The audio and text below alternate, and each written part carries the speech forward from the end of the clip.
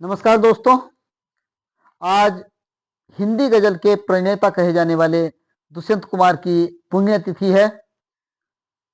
30 दिसंबर 1975 को भोपाल में उनका देहांत हो गया था। हम उन्हें सत सत नमन करते हैं। आज उनकी कुछ कविताओं के माध्यम से हम उन्हें श्रद्धांजलि अर्पित करेंगे। दुष्यंत कुमार का जन्म हमारे जनपद बिजनौर के राजपुर नवादा में हुआ और उनका जो मुख्यतः कार्य क्षेत्र रहा वो भोपाल रहा। और यदि उनकी गजलों की बात करें तो उन्होंने बहुत सरल भाषा में गजल लिखी और उन्होंने कहा, मैं जिसे ओढ़ता बिछाता हूँ वो गजल आपको सुनाता हूँ।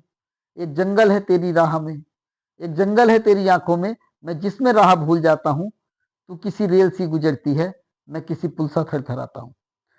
उन्होंने बहुत आसानी से गजल को कहा। उनके मन में बहुत अंतर्द्वंद रहा। उनकी गजलें, उनकी कविताएं जो आजादी की दूसरी लड़ाई कही जाती है, आपातकाल, उसमें जमकर प्रयोग की गई और उन्होंने बड़ी बेबाकी के साथ अपनी राय रखी।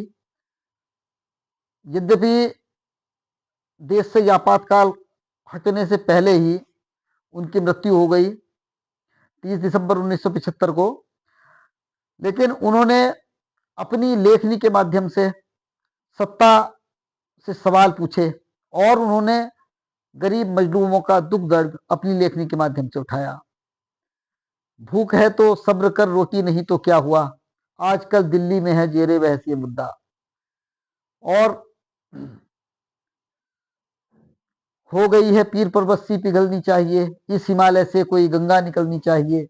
आज यह दीवार पर्दों की तरह हिलने लगी, सख्त थी लेकिन कि यह बुनियाद हिलनी चाहिए। हर सड़क पर, हर गली में, हर नगर, हर गांव में हाथ लहराते हुए हर लाश चलनी चाहिए। सिर्फ हंगामा खड़ा करना मेरा मकसद नहीं, मेरी कोशिश है कि ये सूरत बदलनी चाहिए। मेरे सीने में न सही तेरे सीने में सही, हो कहीं भी आग लेकिन आग जलनी चाहिए। हो कहीं भी आग लेकिन आग जलनी चाहिए। उन्होंने बहुत छोटी छोटी चीजों को अपनी लेखनी के माध्यम से उठाया। उन्होंने कहा, कहाँ तो तय था चरागाह हर एक घर के लिए, कहाँ चराग मयस्सर नहीं शहर के लिए। यहाँ दरख्तों के साये में धूप लगती है, चलो यहाँ से चलते हैं उम्र भर के लिए।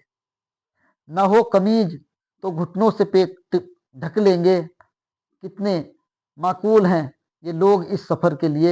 आदमी न सही आदमी का ख्वाब ही सही, ये हसी नजारा तो है नजर के लिए। तो उन्होंने कहा, इस नदी की धार से ठंडी हवा आती तो है, नाव जर्जर ही सही लहरों से टकराती तो है।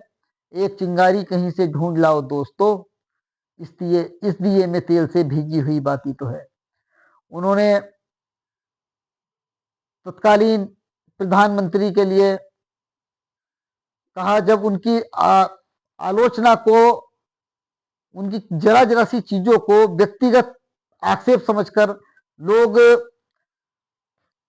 विरोधियों पर हमला करते थे, तो तब उन्होंने कहा था कि मत कहो आकाश में कोहरा घना है, यह किसी की व्यक्तिगत आलोचना है।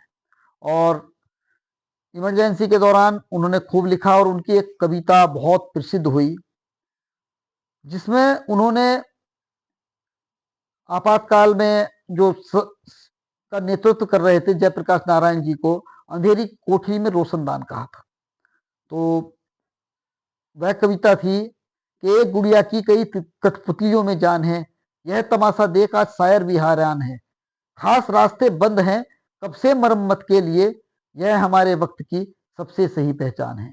एक बूढ़ा आदमी है मुल्क में या यूं कहीं, इस अंधेरी कोठरी में कोई रोशनदान है। मसलहत आमेज होते हैं सियासत के कदम, तू न समझेगा सियासत तू अभी नादान है। कल नुमाइश में मिला वो चीथड़े पहने हुए, मैंने पूछा नाम तो बोला कि हिंदुस्तान है।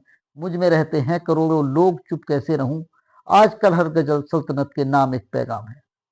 तो दुष्यंत कुमार ने खूब लिखा और उनके कविताओं को, उनकी गजलों को संसद से लेकर हिंदी पट्टी का कोई ऐसा नेता नहीं होगा जिसने उनकी पंक्तियों को प्रयोग ना किया हो। आज भी पक्ष और विपक्ष के दोनों पक्ष और विपक्ष दोनों उनकी